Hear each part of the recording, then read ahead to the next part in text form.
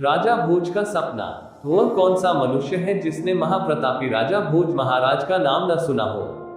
उसकी महिमा और कीर्ति तो सारे जगत में व्याप रही है, और बड़े बड़े महिपाल उसका नाम सुनते ही कांप उठते थे, और बड़े बड़े भूपति उसके पांव पर अपना सिर नवाते। सेना उसकी समुद्र की तरंगों का नमूना, और खजाना उसका सोने चांदी और रत्नों की खान से भी दूना। उसके दान ने राजा कर्ण को लोगों के जी से भुलाया, और उसके न्याय ने विक्रम को भी ले जाया। कोई उसके राजभर में भूखा न सोता और न कोट उघाड़ा रहने पाता। जो सत्तू मांगने आता उसे मोतीचूर मिलता, और जो गजी चाहता उसे मलमल दिया जाता। पैसे की जगह लोगों को अशफियां बांटता, और मेघ की तरह भिखारियों पर मोती बरसाता। एक एक श्लोक के लिए ब्राह्मणों को लाख लाख रुपया उठा देता, और एक एक दिन में लाख लाख गोदान करता। 1.25 लाख ब्राह्मणों को शतरस भोजन करा के तब आप खाने को बैठता। तीर्थयात्रा, स्नान, दान और व्रत उपवास में सदा तत्पर रहता।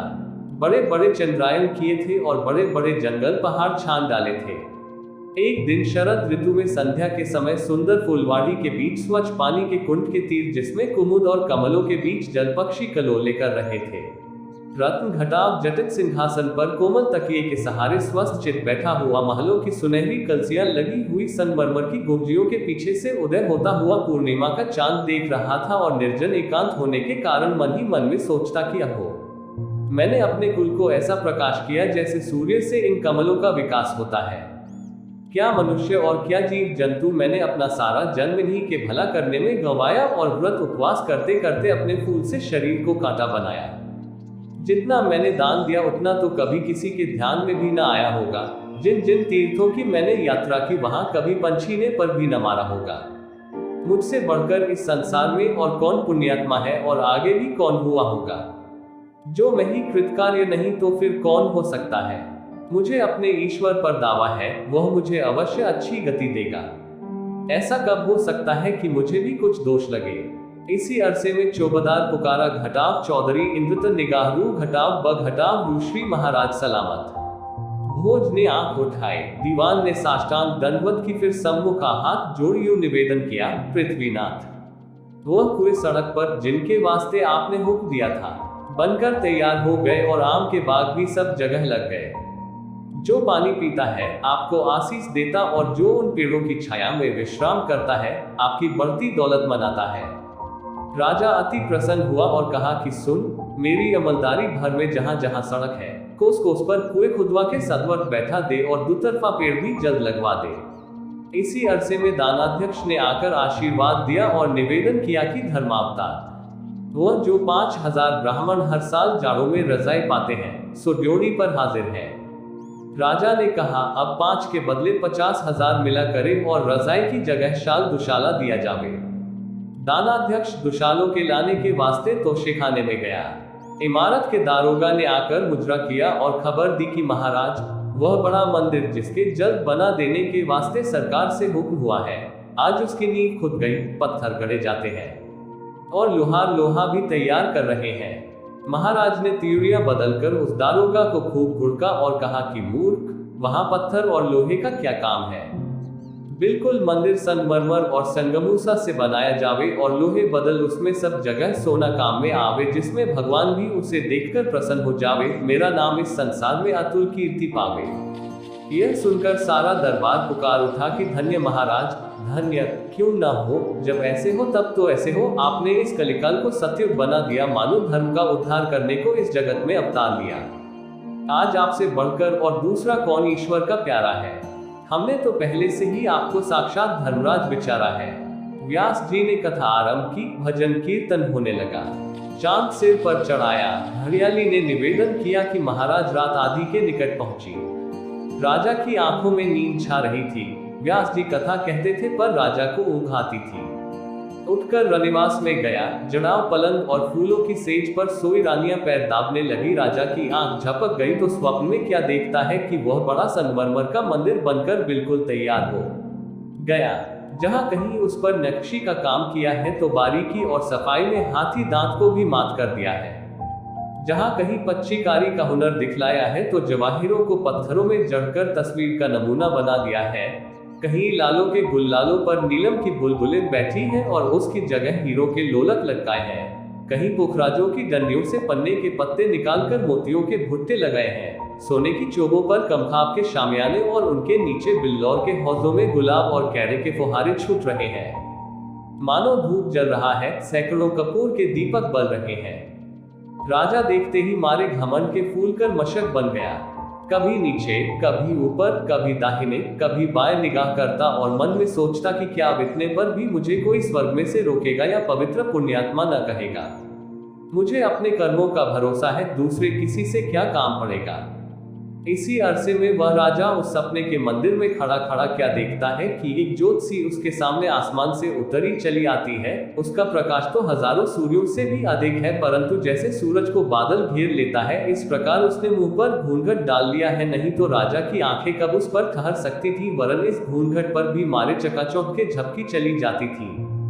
राजा उसे देखते ही कांप उठा और लड़खड़ाती सी जुबान से बोला कि हे महाराज, आप कौन हैं और मेरे पास किस प्रयोजन से आए हैं। उस देव पुरुष ने बादल की गरज के समान गंभीर उत्तर दिया कि मैं सत्य हूँ, मैं अंधों की आंखें खोलता हूँ, मैं उनके आगे से धोखे की पट्टी हटाता हूँ, मैं मृग तृष्णा के भटके हुओं का भ्रम मिटाता हूँ और सपने के भूले हुओं को नींद से जगाता हूँ। हे भोज, यदि कुछ हिम्मत रखता है तो आ, हमारे साथ आ और हमारे तेज के प्रभास से मनुष्यों के मन के मंदिरों का भेद ले। इस समय हम तेरे ही मन को जांच रहे हैं। राजा के जी पर एक अजब दहशत सी छा गई। नीची निगाहें करके गर्दन खुजाने लगा। सत्य बोला, भोज, तू डरता है, तुझे अपने मन का हाल जानने में भी भय लगता है। भोज ने कहा कि नहीं, इस बात से तो नहीं डरता, क्योंकि जिसने अपने तई नहीं जाना उसने फिर क्या जाना सिवाय इसके। मैं तो आप चाहता हूँ कि कोई मेरे मन की थाह लेवे और अच्छी तरह से जांचे। मारे व्रत और उपवासों के मैंने अपना फूल घटाव सा शरीर कूटा बनाया, ब्राह्मणों को दान दक्षिणा देते देते सारा खजाना खाली कर डाला, कोई तीर्थ बाकी न रखा, कोई नदी या तालाब नहाने से न छोड़ा। ऐसा कोई आदमी नहीं है जिसकी निगाह में मैं पवित्र पुण्यात्मा न ठहरूं। सत्य बोला, ठीक, पर भोज, यह तो बतला कि तू ईश्वर की निगाह में क्या है। क्या हवा में बिना धूप त्रिसरेणु कभी दिखलाई देते हैं? पर सूरज की किरण पड़ते ही कैसे अनगिनत चमकने लग जाते हैं? क्या कपड़े से छाने हुए मैले पानी में किसी को कीड़े मालूम पड़ते हैं?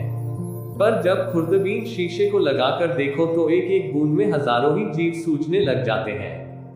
बस जो तू उस बात के जानने से जिसे अवश्य जानना चाहिए डरता नहीं, तो आ मेरे साथ आ, मैं तेरी आंखें खोलूंगा।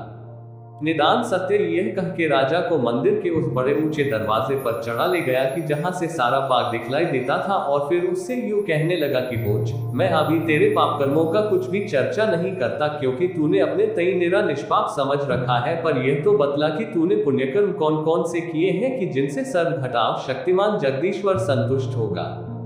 राजा यह सुन के अत्यंत प्रसन्न हुआ। यह तो मानो उसके मन की बात थी। पुण्य कर्म के नाम से उसके चित्त को कमल घटाव सा खिला दिया। उसे निश्चय था कि पाप तो मैंने चाहे किया हो चाहे न किया हो, पर पुण्य मैंने इतना किया कि भारी से भारी पाप भी उसके पासन में न ठहरेगा। राजा को वहां उस समय सपने में 3 पेड़ बड़े ऊंचे ऊंचे अपनी आंख के सामने दिखाई दिए, फलों से इतने लदे हुए कि मारे बोझ के उनकी टहनियां धरती तक झुक गई थी।